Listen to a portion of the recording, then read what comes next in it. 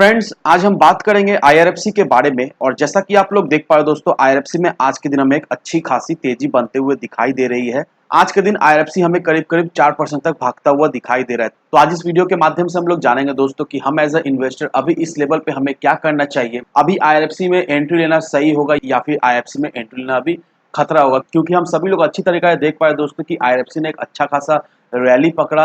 और देखा जाए तो इन कुछ दिनों में ही आईआरएफसी ने अपने इन्वेस्टर्स को एक अच्छा खासा रिटर्न बनाकर दे दिया है। तो अभी हमें क्या करना चाहिए आईआरएफसी को लेकर, साथ ही साथ आईआरएफसी को लेकर क्या खबर, क्या अपडेट है, तो इन सारी चीजों को हम लोग एक एक करके डिस्कस करेंगे इस वीडियो के माध्यम से। तो मेक श्योर दोस्तों वीडियो को स्किप ना कर पूरा देखो, ताकि आप चीजों को सही से समझ पाओ और अपनी एक खुद की इन्वेस्टमेंट डिसीजन ले पाओ। लेकिन दोस्तों मेरी आपसे एक ही रिक्वेस्ट रहेगी, चैनल को सब्सक्राइब और वीडियो को जरूर से लाइक कर देना, ताकि आपको इस तरह की अपडेट्स रेगुलर बेसिस पर मिलती रहे। तो चलिए फ्रेंड्स, वीडियो को स्टार्ट करते हैं। तो सबसे पहले अगर इसके आज के कारोबार पर नजर डालें तो स्टॉक जो ओपन हुआ 28 रुपया 20 पैसे में, हाई बनाया इसने 30 रुपया 20 पैसे का, लो बनाया इसने 28 रुपया 10 पैसे का। और आप देख पाए दोस्तों इंट्राडे में इसमें हमें करीब करीब 4% की एक तेजी बनते हुए दिखाई दे रही है। वहीं अगर पिछले 5 दिनों के परफॉर्मेंस को देखेंगे दोस्तों, तो पिछले 5 दिनों में आईआरएफसी ने अपने इन्वेस्टर्स को करीब करीब 14 साढ़े 14% का एक रिटर्न बनाकर दे दिया। वहीं अगर एक महीने की बात करेंगे दोस्तों, तो एक महीने में आईआरएफसी ने अपने इन्वेस्टर्स को एक ऑसम रिटर्न बनाकर दिया है। करीब करीब 35% का रिटर्न अपने इन्वेस्टर्स को एक महीने के पीरियड में आईआरएफसी ने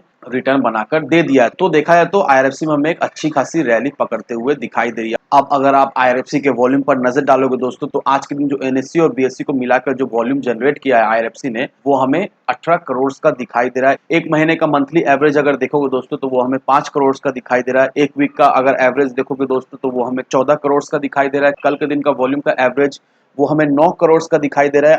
और आज के दिन आईआरएफसी में हमें एक जबरदस्त वॉल्यूम के साथ कामकाज होता हुआ दिखाई दे रहा है। आज के दिन आईआरएफसी ने करीब करीब 18 करोड़ का वॉल्यूम हमें बनाता हुआ दिखाई दे रहा है। और देखा है तो एक महीने में आईआरएफसी में हमें एक अच्छी खासी रैली पकड़ते हुए दिखाई दी। और ये जो आईआरएफसी में अब हमें रैली पकड़ते हुए दिखाई दे रही है, देखा है तो ये रैली काफी सारे इन्वेस्टर्स को बहुत ज्यादा अट्रैक्ट कर रहे हैं। बहुत सारे इन्वेस्टर्स इस लेवल में खरीदारी करना शुरू कर दिए हैं। और देखा है तो आईआरएफसी ने आज के दिन अपना एक नया 52 वीक हाई बनाया 30 रुपया 20 पैसे का। तो क्या ये लेवल रिस्की रहने वाली है, या फिर जिन लोगों ने भी इस लेवल पर भी खरीदारी करके रखा है, उन्हें आने वाले समय में किस तरह का रिटर्न मिल सकता है? तो दोस्तों होपफुली इस वीडियो के माध्यम से आपको ये क्लियरिफिकेशन मिल जाएगा। अब दोस्तों आईआरएफसी के बारे में कुछ अच्छी चीजें हम लोग एक बार जान लेते हैं, और ये चीजें आप सभी लोगों के लिए बहुत ज्यादा इंपॉर्टेंट रहने वाली है, अगर आप सोच रहे हो आईआरएफसी में इन्वेस्ट करने का, या फिर ऑलरेडी आप आईआरएफसी में इन्वेस्ट करके बैठे हुए हो। अब दोस्तों इस आर्टिकल को देखो, यहाँ पर क्या मेंशन किया हुआ, here's a PSU with 0 NPA, no income tax and trade eight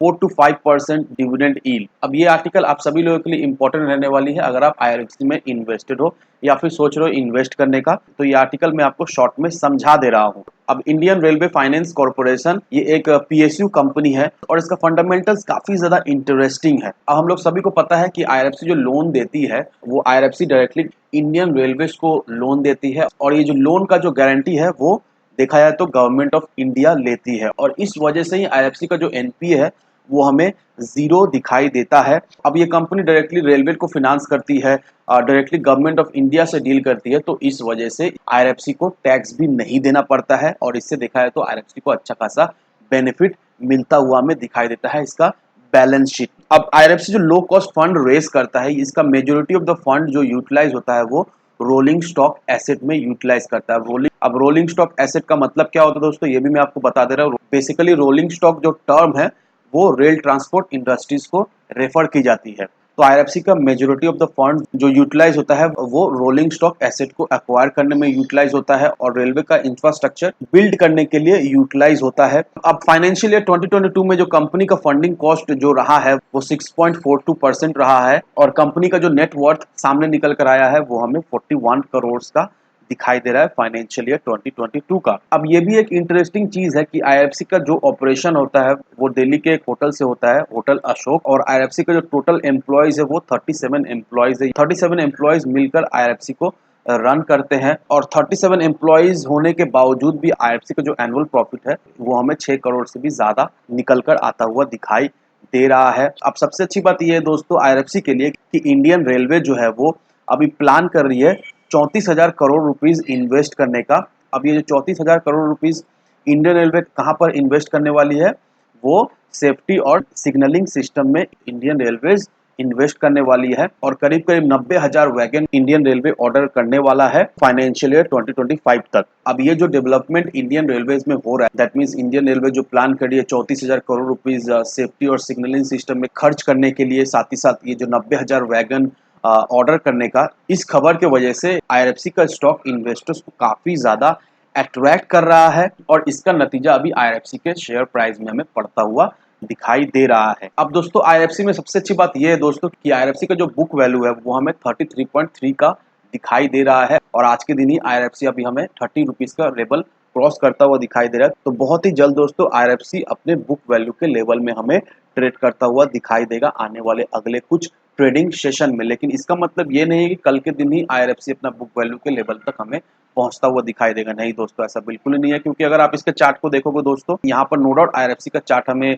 bullish दिखाई दे रहा है, लेकिन अगर आप इसके आज के कैंडल को देखोगे दोस्तों, तो यहाँ पर ऊपर जो ये इतना बड़ा जो विंग्स आपको बनता हुआ दिखाई दे रहा है, ये देखा है तो एक रिजेक्शन कैंडल है। दैट मीन्स बायर आईआरएफसी के स्टॉक को ऊपर ले जाने की कोशिश कर रहे थे, लेकिन इस लेवल पे काफी ज्यादा सेलर्स बैठे हुए हैं। सेलर्स जो है वो इस लेवल से सेलिंग करना शुरू कर दिए, इसलिए ये रिजेक्शन कैंडल हमें बनता हुआ दिखाई दे रहा है। लेकिन ये रिजेक्शन कैंडल आज के दिन जो हमें बनता हुआ दिखाई दे रहा है, इसका मतलब ये नहीं है कि आईआरएफसी में 25 रुपए या फिर उससे भी नीचे लेवल में जाता हुआ दिखाई देगा। नहीं दोस्तों, ऐसा बिल्कुल नहीं है। अभी आईआरएफसी का आरएसआई भी हमें ओवरबॉट होता हुआ दिखाई दे रहा है और ये ध्यान रखना कि जब भी किसी भी स्टॉक का आरएसआई ओवरबॉट होता है तो उसमें एक गिरावट तो होते हुए हमें दिखाई देगी ही देगी। तो कहीं ना कहीं दोस्तों मुझे ऐसा लगता है कि इस स्टॉक का प्राइस हमें 27 से 27.5 रुपए के लेवल तक जाता हुआ दिखाई देगा, फिर यहाँ से हमें एक पुल बैक मिलता हुआ दिखाई देगा, क्योंकि अभी इसका आरएसआई भी हमें सिग्नल दे दिया है कि ओवरबॉट है और इसमें नो डाउट गिरावट तो होना लाजमी है। तो अभी अगर आप खरीदारी करना चाहते हो तो अभी वेट करो दोस्तों।